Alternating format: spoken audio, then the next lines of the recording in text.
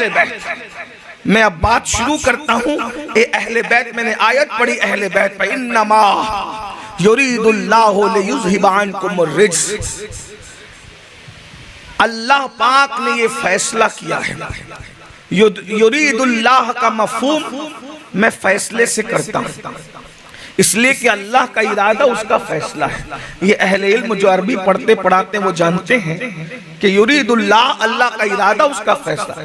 اللہ نے یہ فیصلہ کیا ہے کس کے لیے؟ اہل بیت کے لیے، کہ تم سے رجس کو دور کر دے. رجس.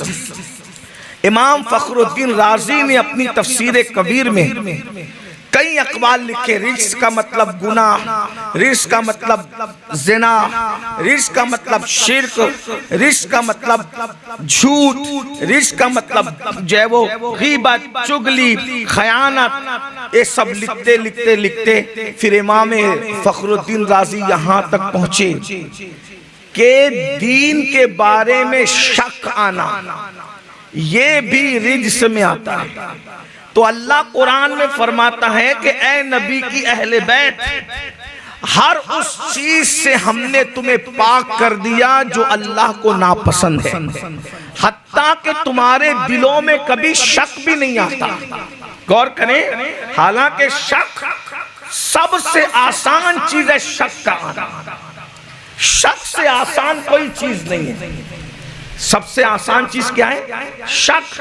اور اللہ فرماتا ہے میں نے تمہیں رجس سے پاک کر دیا.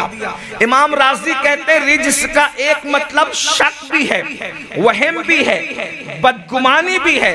یعنی اللہ نے ہم جنہیں پنجتن کہتے ہیں ان کو رجس سے ایسا پاک کیا، ناپاکی سے ایسا پاک کیا کہ ان کے دل و دماغ میں کبھی شک بھی نہیں آتا، کبھی گمان بھی نہیں آتا، کبھی وہم بھی نہیں آتا.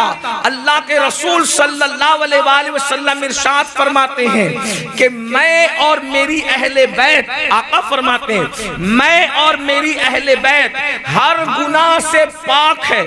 اس حدیث کو بھی امام رازی اپنی تفسیر میں لکھتے ہیں کہ میں اور میری اہل بیت ہر گناہ سے پاک ہے. اللہ اکبر. نبی تو معصوم ہی نہیں، سید المعصومین ہے، لیکن یہ چاروں ہستیاں مولا علی، سیدہ کائنات، امام حسن، امام حسین، یہ لوگ معصوم تو نہیں لیکن ایسے محفوظ ہیں کہ اللہ نے ان کو خطاؤں سے بھی پاک رکھا، جھوٹ سے بھی پاک رکھا، بدگمانیوں سے بھی پاک رکھا، شک اور شبہ سے بھی پاک رکھا.